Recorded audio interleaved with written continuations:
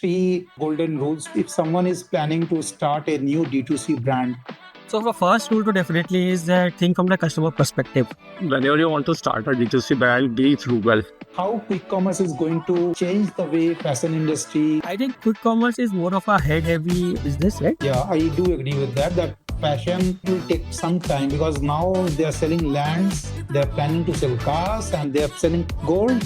So I think that's more of a marketing gimmick than Yeah. real. the challenges you are trying to solve, like sustainability, comfort, how you are cracking this out. At Desi Soota, we are not doing anything in our man-made fabrics. Like almost 100% of our products are cotton. That's the major difference. Couple of hacks for any early startups who is working on this. See, one thing is, if you are a founder, right, you should know everything about your business, no matter. Think 10 times before spending each and every penny.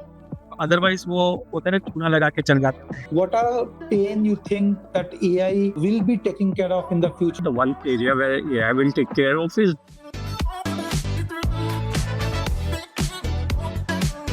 Welcome to the D2C Stories podcast, the future of D2C told through stories and powered by experts. I'm your host Vineet Agarwala, a techie turned entrepreneur and founder of Blue House Software. I have been working in the D2C. I sit down with some of the brightest minds in the D2C world, experts, to uncover their real stories and turn those stories into valuable lessons building in this space. Today's guest is someone who has seen Indian e-commerce from inside out, having worked with Amazon, Flipkart, and Myntra, and now turned into a founder to build a culture-rooted, comfort-first kidswear brand, Desi Soota. We have both the founders today, Sumit and Ashish. Sumit, Ashish, welcome to the podcast. Thank you for joining with us today. thanks, Vineet. Thanks for inviting us.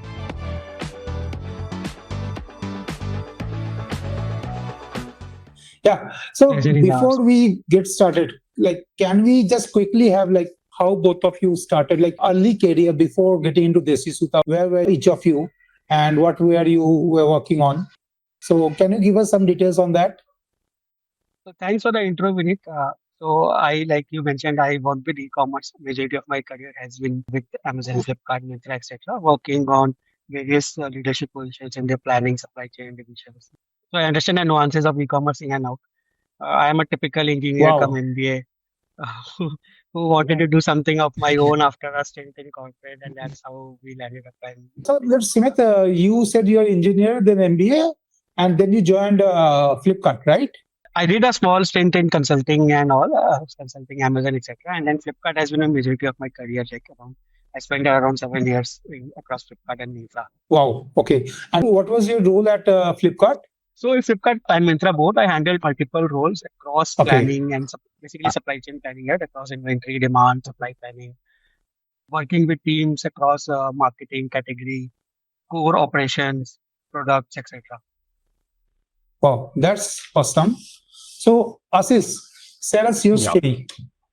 So similar to Sumit, I'm also an engineer, and then I did my MBA from IIM Indore.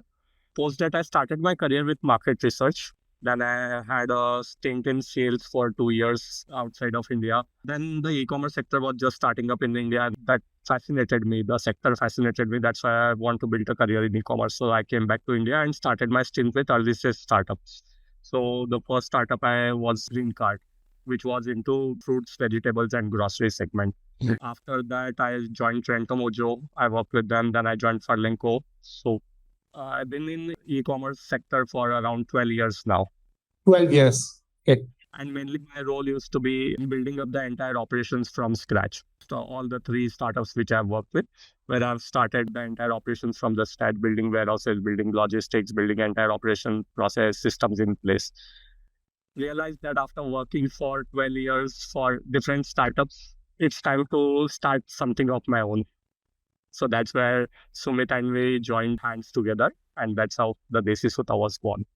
Sure. And where you both placed at? You are both placed at same city? Same apartment complex. So we stay in same tower, and that's Wow. how we came to know each other. Okay, you both stay at Bangalore. Yes. Are you both born and brought up, belong to Bangalore, or you have come to Bangalore? So, like a true cosmopolitan, I have been across India and now currently settled in Bangalore. Ashish too have moved across India for his So, education, born and brought up in Nagpur, etc. And So also, I believe both of you have very strong connect on D2C. So I can see that starting a D2C of yourself makes a lot of sense. But can you tell us what pushed you to open Desi Soota? Like why exactly in kidswear? so when we both met and we was thinking of starting something of our own, we both have the kids. My daughter is 6 years old and his daughter is around 3 years old now. So when we went to market, we realized that we are not finding the suitable clothes for our children. Comfortable clothes, basically. The one which are available in the market at the price range of you say 500 to 1000, the quality is not that great. Means you can wear for 2 3 times and then it's unwearable. And if you want to have a good quality, then you have to spend 2.5 3K upwards for clothing. And that also, the kids at this age grow so fast. So you can wear it hardly for 2 3 months and then Yeah. out of the clothes. Yeah. So that's why we realized this is a huge market where we are not getting good quality clothes, mainly the good designs. The designs which are there are the same old designs. Either you get designs in good brands which are there for adults, or for the same like cars or the fairy princes or the unicorns. There are no novelty in the designs, and so this was I did saw unicorn in your designs also. Desi Soota. couple of them will be there, but Yeah. majority like we focus but if on you see very our entire design range, it includes from leaves. So we are also, I'll come to that later. We are trying to inculcate a lot of different art forms also in our things. So in the future, we are planning to bring Warli prints, Madhubani prints in our designs as well. we have already started with say ikat and paisley prints like the animals, which are the normal ones which we already have. We're trying out ikat, paisley, etc. for this festival, which will be But live soon. coming back to that, so we found this gap in this thing, and another major gap during. So both of our kids go to the preschools and Montessori's. So every festival, the diktat come from the school that sending them in the traditional wear, Yeah. or for festivals you make them wear a traditional. But if you see in the market, the traditional wears are mainly in silk or polycottons. So the kids get uncomfortable after half an hour or 1 hour True. after True. wearing True. them.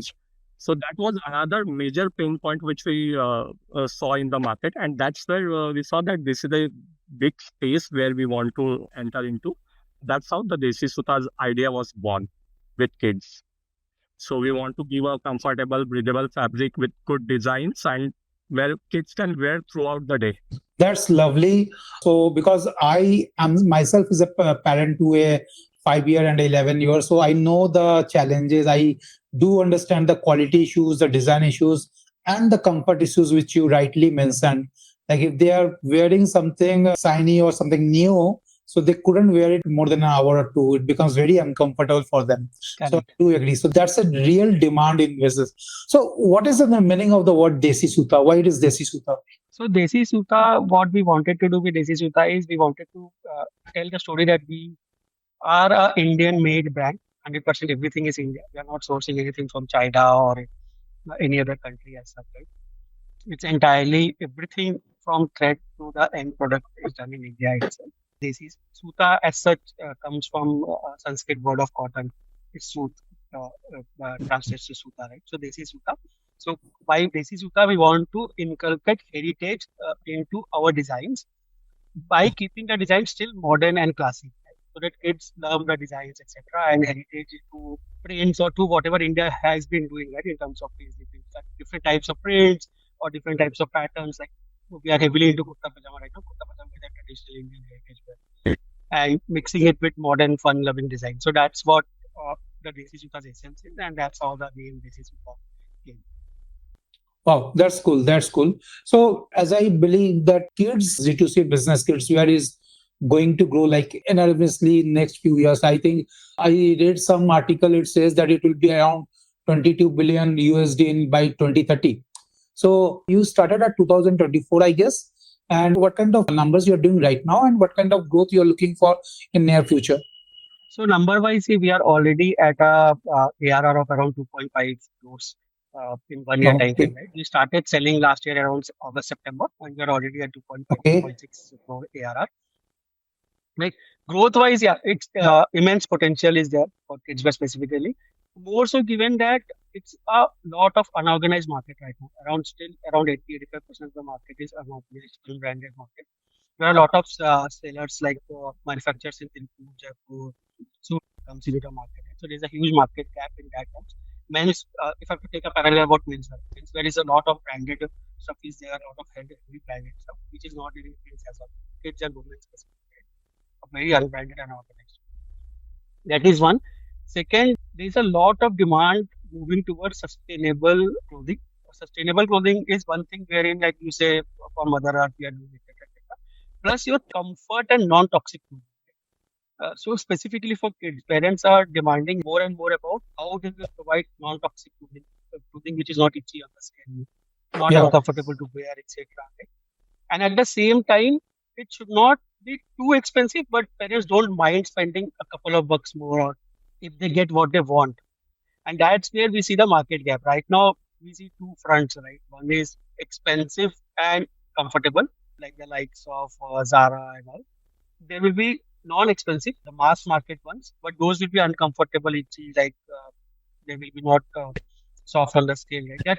That I think there are around 1,000 varieties of cotton itself. So people can play around cotton itself in terms of pricing if they have to do. And that gives what cotton gives what comfort is the difference. Right? All cotton is again not sustainable. All the fabrics again are not natural, right? So all of these distinctions come into play, and people are moving towards more over natural fabric, comfort fabric, non-itchy fabric, etc., etc. So there's a lot of demand for say organic cotton, upper variants of cotton, bamboo clothing, modal fabric, etc. sure, sure. So you mentioned that the challenges you are trying to solve, like sustainability, comfort, all those things. So how you are managing, how you are cracking this all together? So our goal is simple. At Desi Soota, we are not doing anything in man-made fabrics. Like almost 100% of our products are cotton or cotton equivalent. Right? We are not doing anything into man-made. That is one. We are not using any toxic dye. All our dyes which goes into printing is eco-friendly dyes. Azo-free dyes is what we call it. It's that is two. Second, what we're trying to do basically is since our background is primarily from supply chain, e-commerce, etc. Right? So we understand the back end supply chain. We understand how do we optimize our inventory, etc. So we are doing that to optimize the cost and pass on the value to the customers. Right? The same product, if you go to a market and buy from a different brand, right, they will probably be 1.5, 1.66 of what we are charging. So how we are able to reduce the price by 40-50% is through back-end supply chain, like very rigorous monitoring of supply chain, rigorous monitoring of inventory, etc., not having red stocks, and a lot of other factors which go into play, so that we can pass on that value to customers and give the same good quality at a lower price. Okay, okay. So tell us, you are focusing to pan India, right? Like it's a proper Indian ethnic brand. So like how you manage, like I believe the shape of Indian kid body even differs from city to city, town to town. How you manage those things together and how you make sure that when a customer orders based on some numbers, like age or something, how you ensure that you are delivering the right size, right product to a customer? So two things we are doing there. One is definitely that in terms of sizing, right? We started with our own sizing, and then we're adapting the size based on the customer requirements, customer ask, and whatever we are noticing. Right? So, for example, there was a recent example that we noticed when we launched that for the age group of 1 to 3, kids needs a diaper space. A lot of kids need diaper space in their trousers. So we did not inculcate that before, but after the feedback, etc., we inculcated it and we made that we are kind of adapting a lot to customer needs, customer demands in terms of sizing. Second, what we are trying to do, and it's still not done, we will eventually do it, is we want to give customer an option to break sizes in bite size. Right? So, for example, say buy top of a different size and a bottom of a different size. It is still on charts, but it will come soon on the platform if somebody buys from our website. Unfortunately, we will not be able to give that option in the marketplaces because marketplaces have strict guidelines of giving the same Okay. size for the Also, the other thing what we are doing is the analysis of the feedback what we are getting from the customer. So we are taking the first-hand feedback from the customer. That's how we started the business. We started the business with our own community, own society, and direct to customer, where we set up the stalls in flea markets, So that's how we used to take the first-hand feedback from the customer, what sizes they require, what are the issues in sizes or anything else required. So based on this continuous feedback, we are working on the sizes, we are working on the dimensions. And if you see in our website, all the dimensions are measured and put it in our images as well. Oh. So that's why customers know that what sizes are there. And also means it required a lot of analysis if the returns are coming. So we realized that 1 to 2 sizes are returning more than other sizes. Then we went and did the analysis of feedback, called customers. So we realized that 1 to 2, the little bit in the chest, the size need to be improved. So we taken that feedback and immediately implemented it. Okay, that's lovely. So, Ashish, how many collections you have right now in your catalog? And I would also like to understand how frequently you plan to change this catalog and what drives this collection of catalog. So right now we have around 150 designs across sizes. The number of SKU will be around 700 to 800. Oh, And we are planning to bring in new designs every 2 3 months. And the idea behind the designs is like now the festive collection. So festive collection, the colors like orange, red, yellow, which moves more in the festive collection, and the designs like your like strings or some like for Janmashtami, we had this peacock design specifically made for Janmashtami. So based on the occasions and the period, we work on the colors and as well as the designs according to that. Now, just after the festive season, wedding season will be coming. So what will go into that wedding collection? We have already started working on that. We have already freezed the designs and the sampling is going on. So, and then there will be vacation period during Christmas. So for vacation, so vacation themed clothing. For summer, again, the kids go on vacations or that. So free flowing. So the designs, it should be vibrant. sure. So all those things based on the theme, based on what kind of period we design them. We take it into consideration when we are designing them. And we are not a fast fashion brand, Vineet. So we are a slow fashion brand. So we don't believe in churning designs and having a huge pile of dead stock with us after every week, right? So what we are trying to do is we bring in designs in the market, we bring it in very small quantities. Once a design hits or once a design goes very well, people perception for the design is very good. We start increasing the inventory for that design. And the designs which are not going well, we kill those designs at an early stage rather than build inventory for them and have that stock at the end, right? So hence we start catching up early signals from customers. So we believe in catching signals from customer rather than catching trends through online research and all, right? Because if it catch trends from online research, it might not work in Indian context, right? For that matter. So, coming back to Sumit, as we see that you have worked on Amazon, you have worked in Flipkart for a long time, Flipkart and Myntra.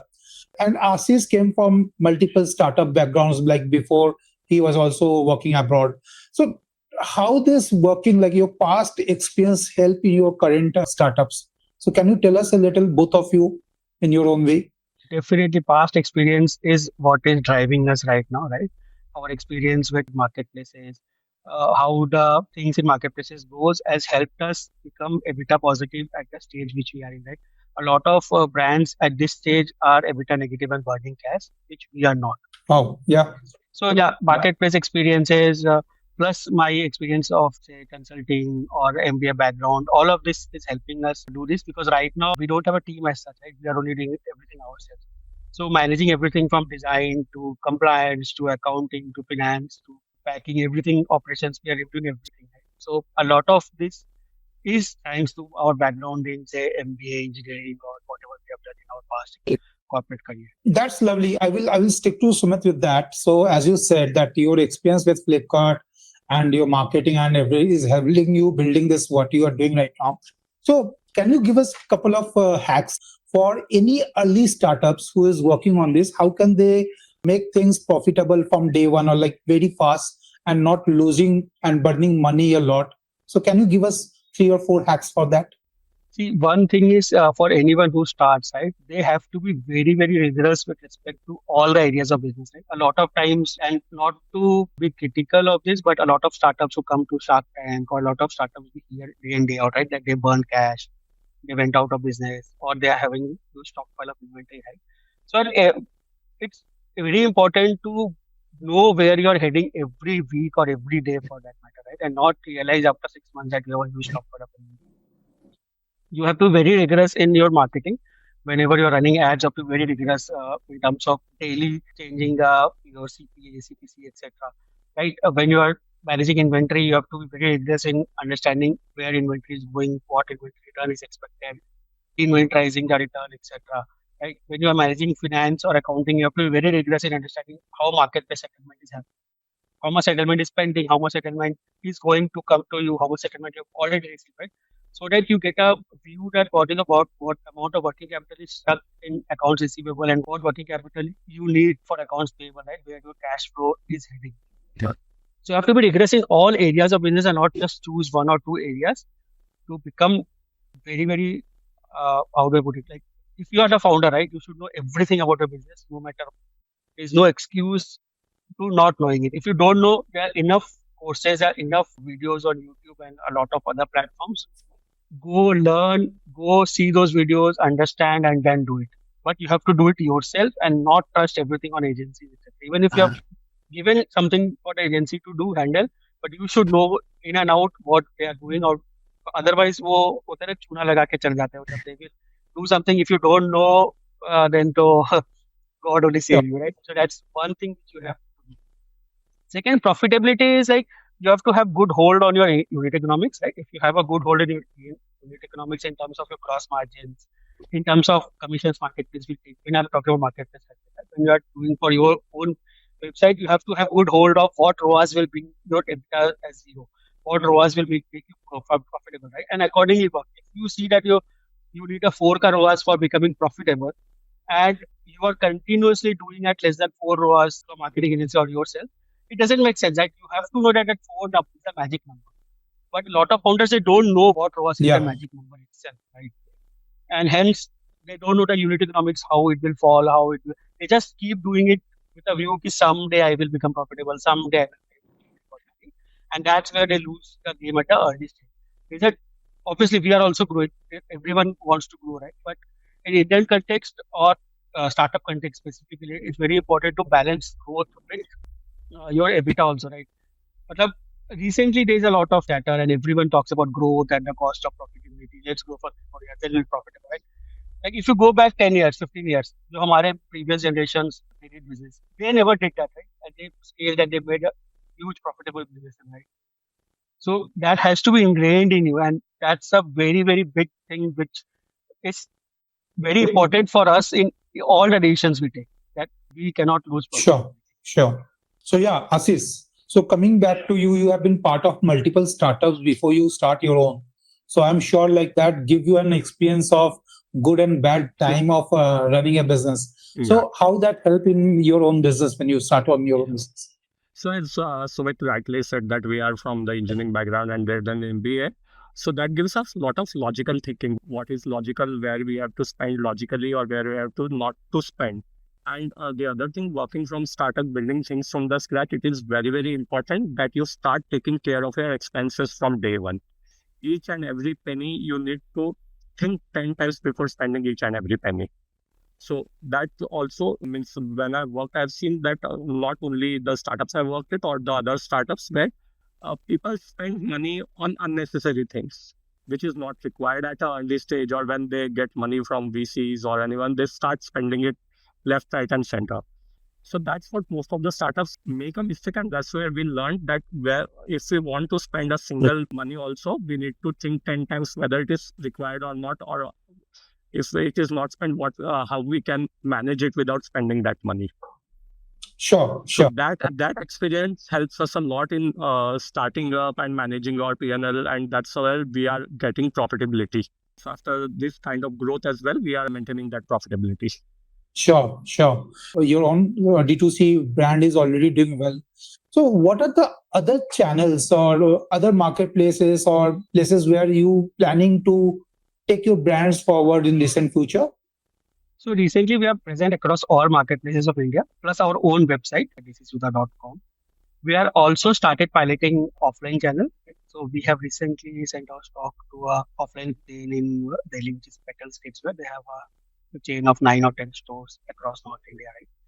So offline is definitely we will slowly expand. So we are just taking our steps slowly because we are very wary of the fact that working capital gets stuck in inventory in offline, and hence we don't want to get into a situation where a lot of cash is stuck in working capital and not able to rotate. Working capital rotation is another one big factor which we take it very serious. In future, definitely, first thing what we would want to do is we would want to expand into international. We want to tap into say UAE, UK market, etc., which has a huge demand of kidswear, specifically the kind of kidswear which we are looking at, ethnic plus comfort clothing, etc. There's a huge demand and it's a very similar diaspora if I talk about UAE for that matter. Right? So that's an obvious channel for us to expand into. So yeah, this is what we are looking at at least in the next 1 year. So right now you're present on marketplace and you're also selling from your website. Now, can you tell us like what is the percentage of total revenue you're doing on marketplace versus your website? So right now we are doing 80-20, 80% marketplace and 20% our website. We intend to increase our own website contribution to around 40-45% by year end. So right now we are doing less in our website because we did on and off our website because of the ROAS which I was talking about, right? We were not hitting the ROAS, etc. And then recently we revamped our website and started it again in the month of June. So we hope that it will ramp up to 40-45% of the total revenue by March. Sure. So even when you say that you are doing 80% in your marketplace, can you break it like further, like in which marketplace, which platform is working for you and which is not? So majorly it's Myntra and Firstlight, which is working for us. Almost 50-50 share comes from both the platforms, Myntra, Firstlight. We have recently got launched in Tata Click and Nykaa Geo. Nykaa Geo onboarding is going on. So we recently got launched in Tata Click. So we are hoping that all of these marketplaces will also give a boost to our sales. So, as I believe, it is very difficult. Like the science of selling on a marketplace is very different from selling on your own website. Can you give 2 or 3 tips to how to make it or how to crack it on a marketplace and how it is different from selling from your own website? So one thing for cracking marketplace is centralized inventory. You should always keep a centralized inventory rather than distributing inventory across marketplaces, at least at the earliest stage, right? So right now we still don't send inventory to a Myntra warehouse or for Flipkart Firstlight warehouse for that matter, right? Because we want to keep it centralized or working capital so that I can sell through any channel wherever the sales is generated and working capital moves. That is one thing to make it profitable at the start. A lot of brands I see they send inventory and then inventory gets stuck and eventually they are dried up with cash. That is one thing. Second thing Sure. is for all marketplaces, we will have to understand that commissions plus logistics plus marketing typically add up to 50-55% normally. Take up any marketplace, right? So when you are doing pricing or when you are doing costing of your product, right, you have to ensure that your gross margins are at least upwards of 60-65%. Otherwise, you will not make any money in the marketplaces. Right. So these are the two things which you have to take care. Third is obviously your content, your product quality, and all of those things should be good. If they are good, so for example, our returns rate in marketplaces is almost half of the industry average in marketplaces. Right? And this I'm telling from my experience in the market. So, what is the return rate right? Industry average is around 30-35% for any apparel brand per se. Right? Our returns are trending around 15-16%, which is because of product quality and all of the other stuff which we do, right? Transparency to a customer in terms of sizing and all. So yeah, these things, it's not a rocket science as such. It's purely logical what you do at marketplaces, but you have to be very consistent in what you are doing to get that reward. How marketplace is different from D2C, it's another story. D2C, so marketplace gives you a customer. Customer comes directly as traffic in marketplaces. D2C, you have to build your traffic, you have to build your customer base. But then the advantage with that is in D2C, you own your customers basically. You have to send retargeting messages. If you have to upsell, cross sell to customers, etc., you own that, right? In marketplace, you don't get any customer information. Whoever shops from you might shop from any other brand or any other product tomorrow. There is no way for you to reach out to the same customer with your new collection and all of those. D2C, you can do. That's the major difference with marketplace and D2C. Sure. So before we go beyond other things, so you mentioned highly about centralized inventory. Can you tell more about centralized inventory, how that works, and what are the other mode of inventories, like inventories, distributed inventories, where we have inventories with Flipkart, Amazon. What are the different ways of managing your inventory, and how this is different, and what are pros and cons of centralized inventory? So right now we keep inventory only in one warehouse in Bangalore. All the entire inventory is there, right? And that inventory we sell it through marketplaces, through our own channels, etc. Right? Apart from offline where we have to dedicate inventory and send it to them, everything is centralized. right now. Decentralized will mostly be like you rightly mentioned, right? Sending it to Flipkart warehouse or Amazon warehouse for that matter, and blocking inventory there, right? And normally it is blocked for 3-4 months, sending, then staying there, blocking, etc. So if your inventory doesn't sell, there's a lot of chances that it will come back to you as unsellable inventory later and will go as dead stock only because the product would have died out, etc. If the one channel doesn't perform that way. If you have keep centrally, if one channel doesn't perform, other channel will definitely perform, right? Somehow your inventory will move. So Sure. in that way, centralized inventory gives you a benefit. Decentralized inventory gives you a benefit in terms of speed. How soon can you reach to customers? If you have inventory placed in Calcutta for a Calcutta customer, they can get the delivery in one day, right? And that increases your sales volume definitely. And that you should do. But you should always have a logic, and in future we will also have a similar logic that we will not keep everything decentralized or everything centralized. Probably the top moving or top selling SKUs, which are head SKUs for us, those we will decentralize and keep closer to customer. The tail SKUs or the SKUs which are in low quantity, etc., we will keep it centralized so that we can serve all the pan India customers to them. Because we don't, ultimately, the objective is that we don't want to block inventory and at the same time serve customer as fast as possible. Sure, that makes a lot of sense. Now, coming back to like your business structure. So, right now, can you tell us a little about the culture and the team you have right now, which is running this, which is fueling this? So, right now, I can see both of you are founders. So, even you both are distributing your duties, managing what are duties each of you are managing, and what are the other team strengths. So, can you tell a little about that? So the team is what you are seeing on the cameras. Okay. That's the team. Oh, so Yeah. both of you are managing the entire system.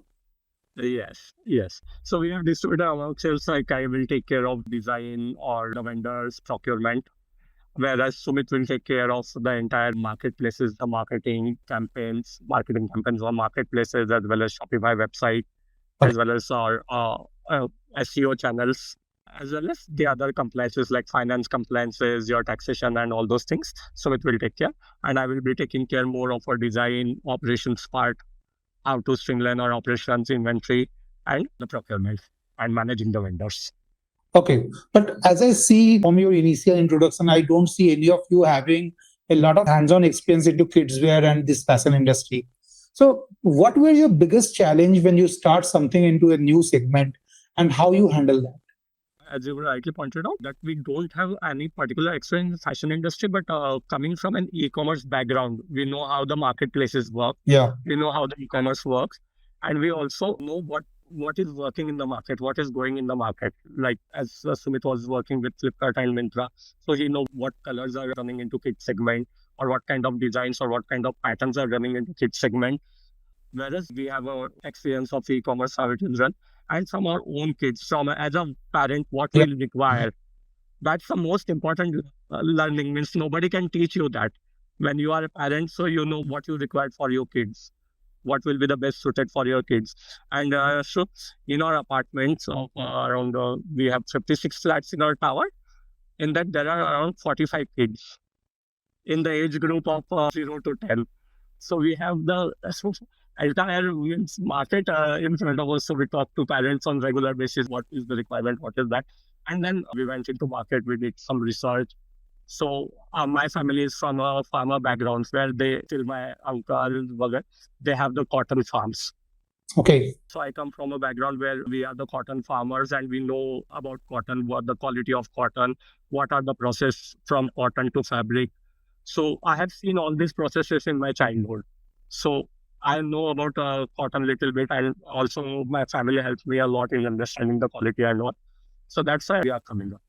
So that's lovely. So it's being ran by customer point of view. So which is Yes. always helpful because being a consumer of your own product is helps like anything. As I believe that you are a completely bootstrapped right now, like in your current phase. So how you are managing, like what are the funds you are playing with, how you are managing it, and how soon you are looking to get more investment from outside? What are your key criteria over there? Can you tell us a little about that? So currently we have completely bootstrapped and we don't plan to raise at least for the next 6-7 months, right?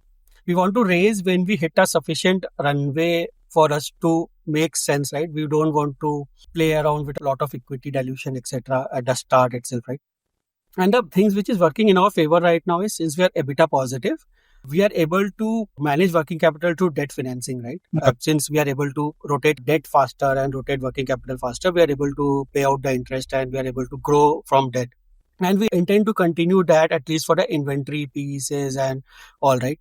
I believe after 6 months, our goal is that by March 2026, we will hit a ARR of close to 5.5-6 crores, right? Almost double of what we are doing right now. Okay. So once we hit that, we will have to start building a team in terms of a dedicated design team, dedicated operations teams, etc. Right? And at time when we will want to expand more aggressively in terms of offline channels and your international expansion, etc. What we were speaking about, right? And that's where we will need more brand awareness also and more pull from the brand. Right now, it's push to the customers. We want more pull from the customers after say 6 months, 7 months down the line, right? And that's when we want to raise an institutional round. Say around 30-35 crore valuation is what we are looking at right now. Is what we are expecting March round to be at. Sure, definitely. So tell us, what is your go-to-market strategy? Like, as you mentioned a couple of minutes back, that you wanted to increase your sales from website percentage from 20 to 40. Okay, so if you wanted to double your D2C sales revenue, so what is your strategy for doing that, and what are the key steps you're taking towards that? So we are doing three things primarily. One is in terms of selection, right? While we are relying heavily on ethnic wear right now, ethnic wear is a very seasonal category, right? In terms of say August to November period, etc. Right? We are trying to bring in more selection in ethnic wear category, catering to other season like wedding season, etc. By having say waistcoat and a little more premium clothing, etc. Right? That's one selection which we are working on right now, which will get launched in November, December. We're also working on other comfort clothing like say shirt shorts or cotton night suits, etc. to cater to summer demand for that matter, right? So what we are trying to do is we want to move away from the peaks and troughs of seasonal and have product categories in each season which will peak, and hence it will give me a balanced run rate month over month. That's one thing which we want to do to achieve that number which we were talking about in March, April, right? In terms of go-to-market specifically, we want to be as close to the customer as possible, right? And we want to be present wherever the customer is shopping. If the customer is shopping in marketplaces, whatever marketplaces they are shopping, we want to be there. Whatever channels they are shopping, if they are shopping offline, we want to be there. If they're shopping in MBOs, we want to be there. If they're shopping internationally, we want to be there, right? So that's what the agenda would be. We will go through all the channels. When and which channel is a question, right? And that will get solved as time comes and as we unlock capital, as we unlock our strategy, as we streamline one after the other channels. Sure. So when we talk about marketing strategies, so as we see Meta ads and Google ads becoming more and more expensive, and recently we saw that a lot of brands moving out of Google ads and all. So what are your like alternative strategy beyond ads coming to influencer marketing? So how good that can be for your brand? Like what strategy works for kids brand? Along with that, I would also like to understand how important is organic marketing. Like, do we think that SEO is still alive, or you think that it is not very active anymore? So what will be about that? Like different strategies you are planning to work with, including like influencer marketing or other very renowned marketing, will that work for your industry or not? And can you talk a little about organic marketing like SEO and all? So in terms of marketing strategies, influencer marketing didn't work for us, unfortunately, at the start, right? Okay. Because of whatever reasons. Now, definitely, we are starting to build a community in Instagram and all. And we will at some point try to utilize that community to drive more organic sales, organic reach, etc. Right? So what we are trying to do in Instagram and all is we are not trying to sell products only. We are trying to build an engaged community through which we drive organic traffic and at the same time keep the customers engaged a lot, right? That is one. Second, you are very right that Meta ads and Google ads are all becoming expensive, right? Also, there's a lot of push which is happening towards AEO is what we call, right? And we are also trying to move towards that. We have already started working on it, and soon our SEO will be in line with what ChatGPT or Gemini or other AI platforms are seeking, right? So that our brand pops up in those things. That is second. Third is we want to partner with a lot of, say, unorthodox partners, right? Say, for example, when we launch a 0 to 2 category or something like that, we want to partner with a lot of hospitals for that matter, right? To do that, we want to partner with a lot of toy stores and have partnerships with respect to selling apparels through toy stores, right? So a lot of these unorthodox strategies are there in our mind, which we want to implement at some point in time, right? And not only focus on Meta ads or Google ads. And even if we are focusing on Meta ads and Google ads, we want to have the best of creatives or best of storytelling going into that, so that customers are hooked to our story and they are buying because of the story and not only because of what the ad looks like. That is the other thing, right? Right now, we are not focusing too much on Google ads because Google is more of a pull kind of stuff. So if your customer doesn't know about your brand itself, there's no point advertising in Google for that matter. Sure, that's lovely. And regarding organic search, what is your thought on organic search? Yeah, in organic search only, we already have done a lot of SEO in Google, right? So all our product pages, all our images, in fact, we do SEO in marketplaces also. Marketplace listings, whatever we do, it's properly SEO'd, and there's a lot of proprietary strategy which we use, which help us rank higher in marketplaces. Plus, all our product pages, as soon as we make that product page in our Shopify website, we use SEO to optimize that page itself, right? So from day one, it's not that we have a delayed SEO to like we'll do it after 1 year or 2 years. From day one itself, we are doing bits and pieces of SEO. Yeah, heavily going into SEO is a matter of time when we heavily invest and we have dedicated effort towards that. But from day one, the foundation is already laid. Okay. Now, coming to something you mentioned that AE or GEO is there. With AI, ACO will shift more towards AEO, answering engine optimization, and GEO is generative engine optimization. So, how you plan and how you intend to do that? And do you think is ACO is still towards doing better in when it comes to AI? So, do you think ACO will continue to do better job with AI in place, or AEO and GEO is completely different strategy altogether? How it will work? It's a different strategy as such, right? It's not the same strategy as SEO.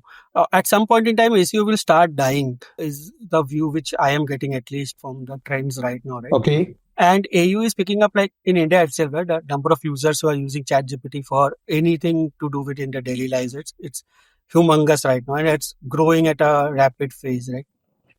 So for anything, people will just search for Kidswear. For my brand example, right? They will just search good Kidswear brand in India, and I want to pop up there, right? And I don't want to be only left behind in Google. So like I mentioned, I want to be present everywhere where my customer searches. If the customer searches Google, I want to be there. If they search in ChatGPT, I want to be there. I want to be present everywhere so that I don't want to be out of sight, out of mind anytime for my customer. Sure. Now, as you are from Flipkart and very organized tech house, marketplace house, where a lot of things are driven by tech and all. So, what all tech are in place in Desi Soota, which is firing this? Because two founders running the entire source is very difficult. There's a lot of things, as you initially mentioned, there's a lot of areas to work with, and you have to be on top of everything. So, how you manage everything, sir? What all tech you have? As I understand, you have a Shopify D2C based on Shopify. So, what are other techs you are using right now to manage the entire operation? So only three things. One is D2C Shopify website, which we do. Second is eCommerce, which we use for inventory management, central inventory management, right? Yeah. Third is everything to do with Google Sheets, nothing else. Okay. So our everything is there in Google Sheets. So what we believe, so this again is a learning or a thing to tell to a lot of founders, right? At the initial stage itself, they feel that they should get this tech, that tech, and this software or those subscriptions, and that will help their brand. It doesn't. You should optimize cost as much as possible, save even if it will save 500 rupees, right? And we are entirely based on Google Sheets right now. Yes, Google Sheets becomes heavy and a lot of founders get lost in Google Sheets. That's also another story, right? We have built a very sustainable Google Sheet, and that comes from, again, our experience across marketplaces and startups, right? What type of inventory model you have to keep, what type of demand planning you have to do, what type of reconciliation we have to do, and everything is in Google Sheet properly, right? In fact, to the decimals, we know what number is where, we know to the decimals, and everything powered by Google Sheets. No other software. Wow, that's lovely to know. So being a tech company, so as you know, we run a tech company. So what all tech you will be like happy to have that can ease in your business? As we see that Shopify and Unicommerce is doing great in their industry. Like, what are the other segment you think or other opportunity you see which is open to for grab, especially when it comes for D2C? See, one thing what I've seen in tech, specifically in D2C, right? For the early brand, planning tech is missing right now.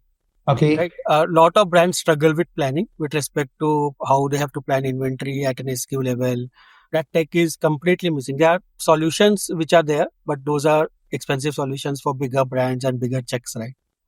So that is one So area when you say where planning, what kind of planning? all the planning, right? So your inventory planning, your demand planning, right?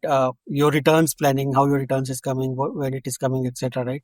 So none of this is currently present, right? If either people do it through their own experience, through thumb rules, etc., or they use some very expensive softwares for that, Okay. which Okay. doesn't make sense, right? So that is one clear area which I see that tech can help. Second is with AI coming in, I think there's millions of tools which AI has generated.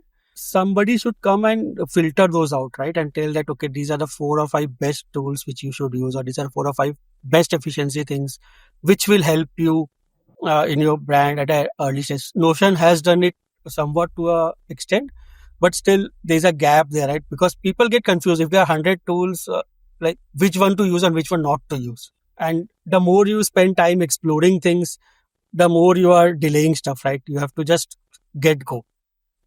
That's lovely coming from you because we are also building a tech called TageCommerce.ai. And the idea of TageCommerce is to integrate with all the necessary AI available and have one front end for a D2C brand to have it all, like from content to creatives to like multiple product creation, then syncing with all the platforms, all these things coming together. We are trying to build that. It's work in progress. We'll love to have a pilot after some time with you. But Sure. I am happy that you pulled it that out, that is something which is very valid and requirement in the industry. Yeah. So now coming to, like, as we're talking about AI, now can you tell us like what is your relation with AI? Like when you are running this business, what all things right now AI is doing? If right now, because we still know that AI is like still very vague and there's a lot of opportunities, but we still need to see like what all it can do. So can you give us a little things which you are doing right now with AI? And then I would also like to understand like what are the biggest things you can see that in next 2 years AI will be doing for you, which you are looking forward to? So I think whatever AI can do for us, we are already doing it to some certain extent, right? In Okay. terms of product image creations, etc., right? In terms of certain bit of AI model creations which we use. Can you also name the tools you're using? Like when you say that you're using image creation, which tool you're using right for now for image creation? So mostly we are using AI features of Canva Canva. for Okay. all the images, etc., right? And there are certain Python scripts which are available in the market for model creations, etc., which makes it faster. Those are like not proprietary softwares per se, but those are like off-market softwares.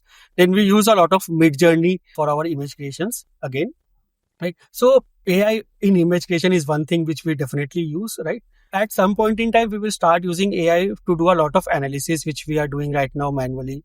As Google Sheets become heavier, as the data which will grow right in size, and hence we will start using AI a lot in analysis, etc. So Okay. these are the two areas which I feel there will be a lot of AI per se, right? Third will definitely be in terms of understanding your customer base, right? So once our customer base grows, understanding their personas, pushing products to customers basis their personas, and so basically personalized recommendation is what I'm trying to make here. So those things is what we will start looking at some point in time. Okay. Ashish, if you want, you can add. Yeah, Ashish, so you mentioned that what are pain you think that AI will be taking care of in the future, recent future. So can you tell a little more about on that? So as slightly pointed out by Sumit, the one area where AI will take care of is data analysis.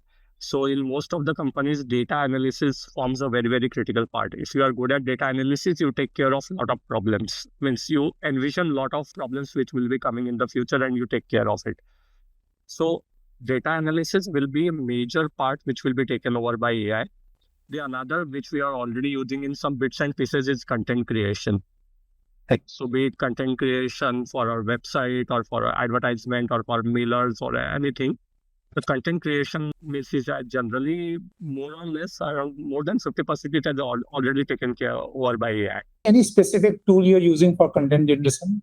For content generation, right now we are using the engines what are readily available like ChatGPT, Perplexity, or Gemini. Shopify by itself has got some AI features to generate basic content. So Yeah. is that working for you? Yeah, it's working for it, but what we are looking for specific to our brand, specific to our brand ethos. If you don't give proper prompts, it will give you a generic content, Yeah. which will be available in all the websites. Then you need to have prompts which has your brand ethos. That's where you need to give an input that I want that ethnic, comfortable clothing, comfortable ethnic should be the word. Yeah. Yeah. Such kind of prompts we need to give the AI for the content creation. Rather than means having a copywriter to write, AI does that work for you if you give the right prompt. And that also comes from your experience, what you want to convey to the customer, what you want to convey to the audience. Lovely. So, as in the middle somewhere, you mentioned that you take very seriously about feedback you are getting from parents. So, Yeah. can you give us like how you do this process? Because it's a very important process, especially for an early D2C brand. Number one. Number two is if you are collecting this feedback, like what kind of feedback you are getting, like different kind of feedback you are getting, and that is helping you shape your business. Can you tell us a little about that? Yeah. So when we started 7-8 months back, so we started with setting up the flea markets and we started with around 25-30 SKUs and we took a first-hand feedback. Did you like this design? What you like in this design? Did you like the clothing? And also we experimented on kids as well. We the first Yeah.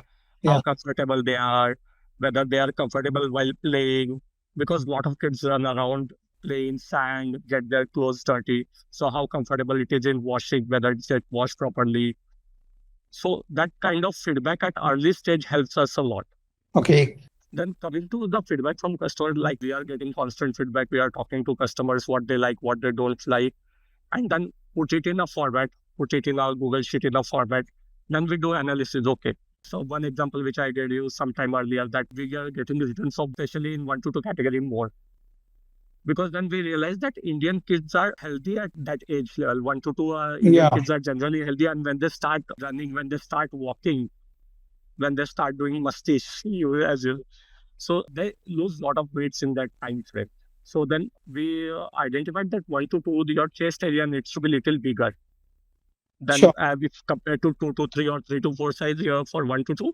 That kind of feedback then comes from the analysis, and then we have to implement it. So like Sumit also rightly said that for kids for ages from 1 to 3, they generally use diapers. So your groin area should be bigger. For trousers or for pajama, the groin area should be bigger. So based on the feedbacks, then based on the analysis, we take that feedback and implement it. Sometimes and most of the time the feedbacks are on the designs. So people come with, oh, this color is good, but if you can have this print in this color, this will be great. I'll buy it. So this kind of feedback helps us in getting the new designs as well. So then getting new designs, making new designs. Sometimes feel that, okay, my kids like it, but he's now grown up that size, so bring it in more sizes. So we first started it 1 to 5, 1 to 6. Then now from the feedback, we got some of the designs in 6 to 7 as well. Initially, we thought that this print will not work in 6 to 7 because then kids have their own choices. Sure. So then we got it on 6 to 7, 7 to 8 sizes as well. That's lovely. So we are almost in the last segment. Here we will try to find out few lessons for anyone who is planning to start into D2C or into kids segment. So can you share us like 3 tips if someone is planning to start a new D2C brand? So what will be your 3 or 4 golden rules for them? Like be quick success on that. So the first rule to definitely is that think from the customer perspective. Yeah. Rather than you building a product and pushing it to the market, you should think at what customer needs. And if you build that, it's definitely going to be a successful thing rather than pushing. That is one. Okay. Right, perspective. Second is like be very, very rigorous in terms of data, in terms of everything you are doing and not leave anything outside. Like you should know in and out of all the aspects. Yeah, yeah. Be finance, operations, marketing. You will have strength in couple of them. You will be having weakness in couple of them, but you should know everything in and out, and everything should become your strength eventually. Okay. What will be the third tools in that case? So first was basically think from the customer perspective, right? Third, and rather it should have been the first one, is customer obsession, right? Even if it means that for some of the customers you go out of the way to delight them, it should be there. Like recently we had an example wherein a customer was in Noida, right? And the delivery was showing 2 days delayed to her, right? And she needed that kurta set for Rakhi. Yeah. So we spoke with the courier aggregator and the courier partner and eventually got it delivered on the same day before Rakhi to her, right? And she was extremely delighted that she did not expect that जो चीज 2 days बाद आनी थी वो आ गई and in her hand, right? And she was extremely delighted. And we did not ask her to give us feedback. We did not tell her to do anything. And she herself wrote a feedback in Instagram. And so that's the level of customer delight is what we want to give to everyone, right? Be it if somebody needs a kurta. So there was a case last year during I think November or something. A customer needed a kurta set next day morning because his son was supposed to wear it in a school function, right? And he ordered in the afternoon. And there's no way I can deliver something tomorrow morning if it's ordered in the afternoon, right? So we went specifically to Blue Dart, did a airship. That costed me a bomb to do a airship to him.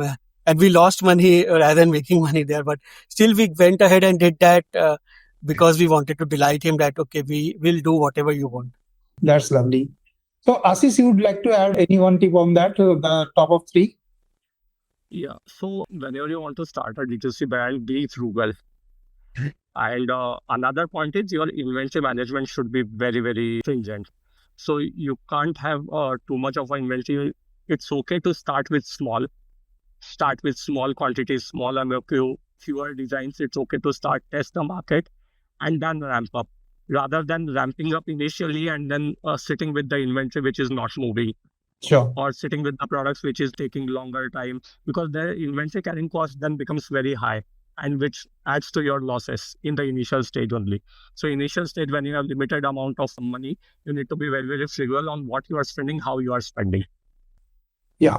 Two more questions I will ask. Like one is, as you said that what are the good tips and hacks to create your business on D2C? Similarly, if I wanted to have two hacks to, if someone new is trying to build a new business into kids segment, so what will be your 2 or 3 hacks from each of you? Yeah. We have to cater to both parents and kids, Yeah. not only kids. So if you're building a kidswear brand, a lot of brands, they bring in cute designs, but they don't cater to parents in terms of their peace of mind, right? In terms of comfort, etc. And then there are brands which cater to parents in terms of comfort, fabric, etc. But the designs are bland and kids don't like it. So you have to balance the approach. Wow. Both Yeah. that's the only tip which I have. Sure. That's great. That's a very difficult thing, but you need to crack that. Yeah. Yeah. You want to add or something on that? So as rightly pointed out, whether you need to maintain balance, also you need to put yourself in the shoes of the kids. How comfortable they are with after wearing it or not, what they like, what they don't like, and have to maintain balance. As Sumit rightly pointed out, that parents should also like this. Sure. But first and all, the comfort of the kids is priority both for parents as well as kids. Okay. So now my final question will be like, when a D2C brand wanted to do well on marketplace, so what will be 3 or 4 hacks to create that success rate into marketplace and make sure that they are not losing money on that? So can you put on something on that? One thing is, when a lot of brands, they push their older inventory in marketplaces, they have to treat marketplace as their partners rather than a sales channel, right? When you start treating them as partners in just treating them as you treat your D2C website, right? Start treating them with respect to your fresher collections. The pricing has to be very accurate in marketplace, right? You cannot price higher on marketplace or lower on marketplace compared to your website, right? And that's where you will lose customers at the initial stage, at least. These are the most important things. And the third is SEO, right? You have to do SEO in marketplaces also, so that your product automatically ranks higher in search pages. Okay. So Ashish, you wanted to add on something on that? Another is the images of the product, because the images of the product play a very, very pivotal part when it is showing on a marketplace, because there is a huge selection of products on the marketplace. So you need to think how your product will stand out, and it should be as close to as what the product is in actual. We have seen that image and the actual product is entirely different. That should not be the case. In that case, then your returns will be on a higher side. Sure. So the clarity of image plays a very, very critical part in the marketplace. Yeah. So tell me one more thing, like as we Yeah. discuss this, come forward to me, like what is Yeah. your thought on quick commerce? Like as you said that a customer ordering this in the evening and wanted to having this by early morning. Okay. And we are getting used to customers who are like more and more demanding in terms of delivery. They wanted everything in half an hour, 10 minutes, like even 10 minutes is everything. So where do you see fashion industry being placed, like with compared to the quick commerce, and how quick commerce is going to change the way fashion industry is going to work in the future? I think quick commerce is more of a head-heavy business, right? So if you are head-heavy in terms of say electronics, where your SKUs are limited, right? For those businesses or those brands, quick commerce is a good channel. For brands which deal with fashion or apparels, which is more of a selection-based game, right? You have to have a multiple selection.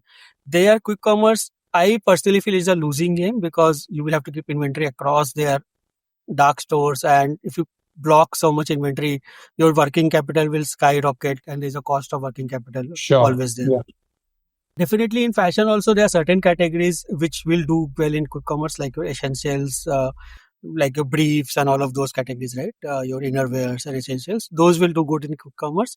But your fashion, which is like your designer fashion and designs and all of those selection, I personally feel will not be working in commerce, at least for a 10-15 minutes delivery. It can work for 1 hour, 2 hour delivery where you still have to keep lesser number of warehouses. Like just imagine keeping inventory across 50 dark stores in Bangalore versus keeping it in 2 or 3 dark stores in Bangalore, right? Yeah. Okay. So that's where the balance should be done, and that's where the balancing game will come in terms of how deep you are going in inventory, how much selection you are keeping, and how much distributed your inventory is. Sure, that's great. Yeah, I do agree with that. That fashion, I think it will take some time because now they are selling lands, they're planning to sell cars, and they're selling gold. So I think that's more of a marketing gimmick than real. Yeah, still, but yeah, it's working for them. Finally, someone is making profit out of that. Like if not profit, they're showing some profit in the future. So it's a good thing to have. Yeah.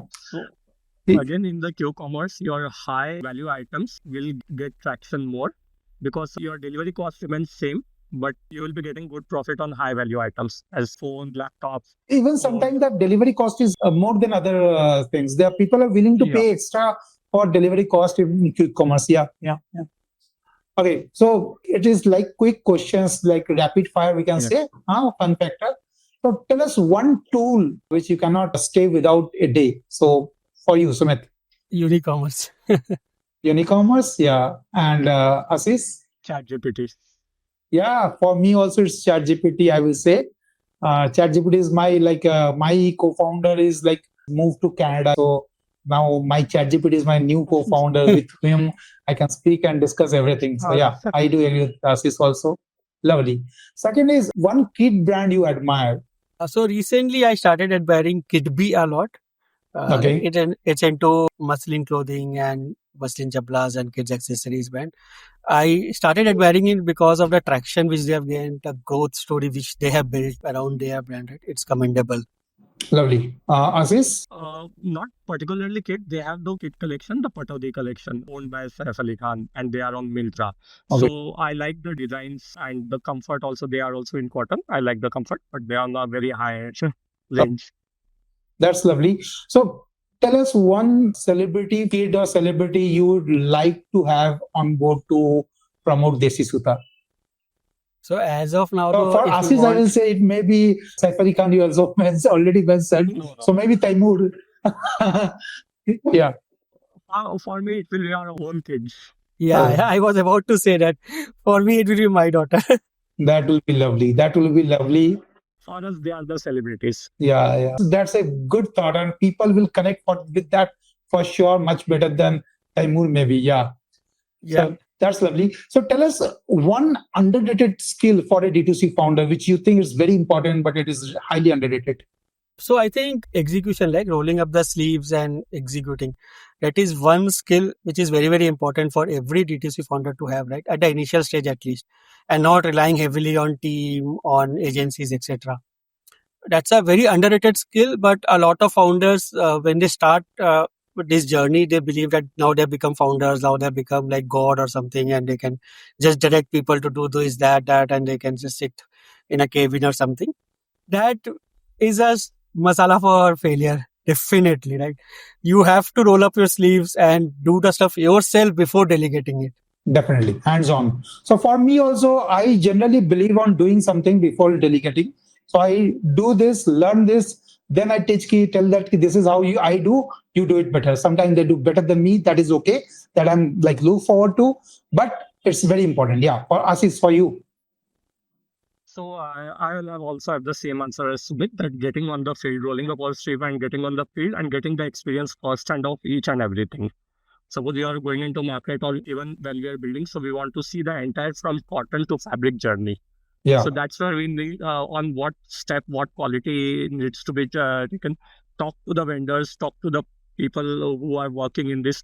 And the best insight in my entire career, the best insights what I always get is from the blue collar workers yeah, who are working on the field, like who are going on the deliveries or who are on the manufacturing line. They will give you the best insight of the product, sure. why this product will work or why this product will not work. So you Right. need to interact with them a lot. That means most of the people don't do, they delegate it to their juniors, but they don't themselves skip the level and go and talk to the blue collar workers. You will get the most number of insights from them. Sure. So Ashish, what is your favorite marketplace? As a Yeah, customer, not as a D2C founder, as a consumer, like yeah. what is your favorite now? So yeah, for clothing, I generally go on Myntra. Okay. So for clothing and for all other needs, it's mainly Amazon. Sumit, for you? It's all three combined, right? I was an employee before, now, and then a customer, and Yeah, now so a you're founder. biased, I guess. Mintra. Okay. Mintra is the platform for me Okay, lovely. from all three perspectives. That's lovely. One last question. So what is your favorite brand? Like just not for D2C or overall brand like you admire. Anything like that? Desi Soota. Desi Soota? No. I will keep that aside. So other than Desi Soota, for sure, what will be your favorite? I will tell you my because I travel a lot and recently I've been using Bloom Room, and it's such a beautiful and such a sexy brand, and I love it. So something like that you experience and you enjoy and Okay. you like that. So for me, one brand will be Amul, right? They don't go out of context, right? With their Yeah, creatives, with their engagement, etc. Right? There have been so many companies who have come and gone, but Amul stays and it's still the market leader, you're still right? thinking like a parent. Yeah, Ashish, for you. For me, so I've studied my MBA in Indore and that region, the Balaji wafers. Oh I wow. admire that brand, how they taken over the giants like PepsiCo Yeah. in that market, and they are one of the top seller in that market. They didn't allow PepsiCo to enter into that market entirely. True. And there are a lot of homegrown brands like Nirma, Ghadi detergent. Then for supply chain, as I come from supply chain background, I admire Asian Paints, Oh, how they have built the entire supply chain. They were the first user of, I think, supercomputers in the supply chain for distribution, yeah. if I I'm had not that wrong. story. Yeah, that's yeah. Yeah. So that was So lovely to have both of you, Ashish and Sumit. It is first time we are having multiple guests. Like we are also new into this podcast thing. We are doing to promote brands and see how we can help this ecosystem. And it was lovely having both of you. I was loving, and I thank you both of you for joining us today. And I believe whatever you have shared so openly, it will inspire all the D2C founder. It will be gold for any D2C founder to run their own business. Thank you for joining us, Sabit and Ashish. Thank you. Thank you, Vinit. Vineet. To all our listeners, hope you enjoyed this. Don't forget to follow the podcast, drop your feedback in form of a review, share it with your D2C communities and WhatsApp groups, or someone who's building or dreaming to build in D2C space. This is D2C Stories podcast, the future of D2C told through stories powered by experts. I am Vineet Agarwal, and I will see you in the next story. Thank you.